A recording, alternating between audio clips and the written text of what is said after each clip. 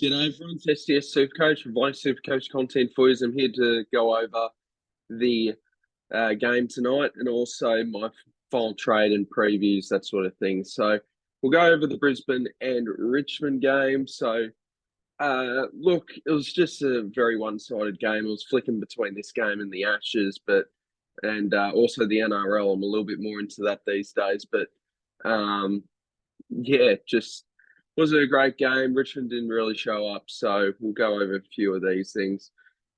Starting off with Richmond, there's no one really to look except Tim Taranto, 72.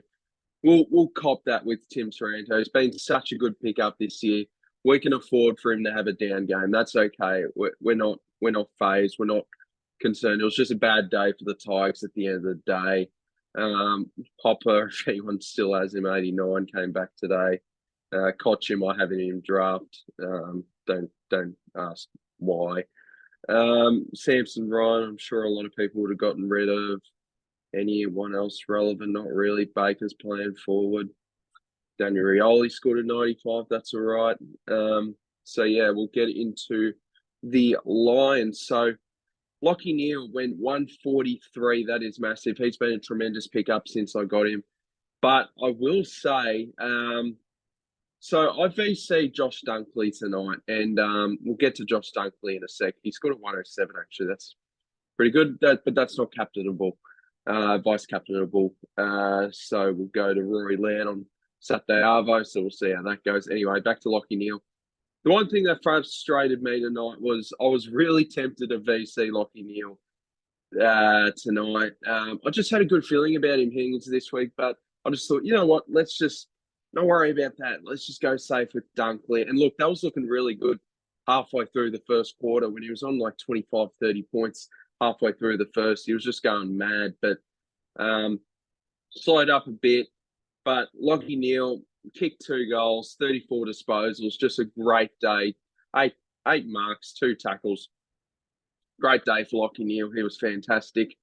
I just had a feeling this would be a sort of game that suited him more, but I just went the more safer route, went with Dunkley. So a bit disappointed with that, but hey, I think a lot of us can think to ourselves, all right, we all have our own feelings and gut feelings. Half of them are correct, half of them are incorrect. So hindsight's a wonderful thing. I think Dunkley would have given us a very solid score if he didn't get subbed out, if he wasn't dealing with that cramp in his calf, that sort of thing. So Lockie Neal, 143. If anyone went him, congratulations. I had a good feeling on him, but didn't go there, which is a bit disappointing. Anyway, McCluggage went nuts.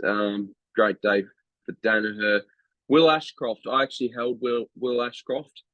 The plan for me with Ashcroft was I actually thought he would score well this week and next week. They both played the Gabba against Richmond, who concede a lot of points, and they've got West Coast at the Gabba next week as well. So that was really the thought process there, where I didn't really want to get rid of him. I had a good feeling he would score pretty well this week and next week, and then eventually move him to, unfortunately, Callum Mills. But now I might have another plan, so I'll talk to you guys more about that. If anyone still has Darcy Wilmot, I mean, you probably should have gotten rid of him already, but I guess you've been kissed on the dick a little bit there with a 120 if you've still got him. If you got him for cover, fair enough. Jasper Fletcher, 76, was really good as well.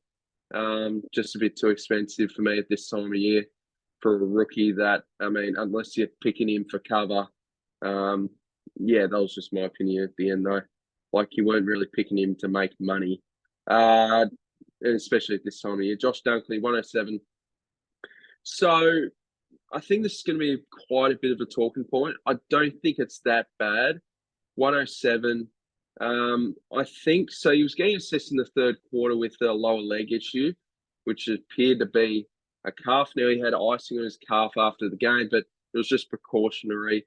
It makes sense. I know a lot of people were frustrated with their SuperCoach team, and it was a bit frustrating myself. But at the end of the day, if you're Brisbane, you're 10 goals up heading into 3/4 time. Why risk Dunkley? So I can totally understand it from an AFL club's point of view. And look, I'm not mad at it. Like, they're up by 10 goals. If there was a little concern with Dunkley, just rule them out. They've got a 9-day break heading up against West Coast. I mean, it would be a pretty interesting talking point if they decided to rest Josh Dunkley, especially going up against West Coast at the Gabba. That's why I brought in Himmelberg, just in case things like this would happen, because you don't want to be in a situation where you're getting a marriage score or whatever. So Berry was good for me in draft. Devin Robertson, 75. So as I said a couple of weeks ago, I think Robertson's a fine pick, but there are going to be some inconsistencies with that role. He was playing a little bit of CBAs as well. I think that's when Josh Dunkley went down. There's going to be games where he's scoring 80s, but he's also scoring 40s and 50s. So it's just the inconsistency with that sort of role. Nothing much else to report there. So, yeah, let's get into the team. So, yeah, my trades this week, I'm cutting ties with Clayton Oliver. I've decided I'm going to bring in Petracca, and Humphreys definitely needs to go out for Himmelberg. So, now, a little thought that I had, I actually don't remember exactly how exactly it would go, but it would actually be holding Clayton Oliver, getting rid of Humphrey and Johnson for, I believe, Himmelberg and maybe a 102K rookie, and then having a bit of money in the bank to actually hold Oliver, but to go Ashcroft into Petracca. Ashcroft, if I thought that, sorry, this randomly press a button on my TV, where the thought process was if I could get Himmelberg and a 102K rookie for Ashcroft and Johnson, for Johnson and Humphrey, I could actually somehow manage. I'd need to get Ashcroft and Petracca within like 213K between each other to make it work, so I can do a one player swap there and actually hold Clayton Oliver. But I mean, I could still look to do that. I'm going to see how Callum Mills goes tomorrow night, because Ashcroft and Mills is the eventual game plan. If Mills doesn't have the role, doesn't score that well, with no Chad Warner in the team, with Sydney's season on the line, especially against a very good side in Geelong, if Mills doesn't play any midfield minutes or any good midfield minutes, I think I'm just might lean more towards that and maybe skip on Petracca now and get him maybe in a week or two when because this break even, I'm bringing Petracca with a 161 break even. I could wait, but yeah, I don't know. It's just a bit of a thought process there. I'll give it some more thought. I'll have to see what Callum Mills does on the Friday night because I need to see a little bit more out of him before I'm really confident to grabbing him. So, yeah, Petracca, I think it's just a fantastic pick. I think he's going to go really well in the last 6 weeks. We'll captain Laird tomorrow. Should be a big game. Well, I'd like to think it would be a big game out of Laird. It's hard to tell who to captain out of Dawson or Laird. I think I've got a little bit more of a hang of it. If it's against a poorer team, I will go Laird. If it's against a good team, I think Dawson's a good VC. I don't really trust him with the captain at the minute, the captain's armband at the minute. I think the only players I can trust with the captain's armband at this stage is Dunkley, Laird, and Bont, really. Maybe Taranto on a good day, but yeah. So some very good results. It was a bit disappointing with Dunkley,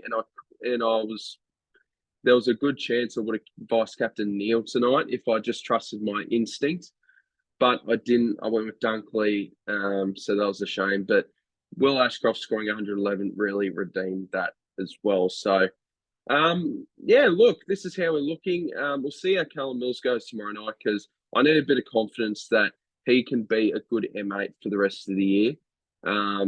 If he can play a good game against Geelong, get good midfield minutes, that sort of thing, I'm going to be watching him like a hawk tomorrow night, Sydney versus Geelong. So, yeah, look, this is how the team's looking, guys. As you can see, Himmelberg is going to be my cover. So, yeah, look, I'll leave it there. I'm actually pretty tired, got work in the morning. So, thank you guys very much for watching, and I'll see you guys in the next video. Have a good night, guys. Cheers.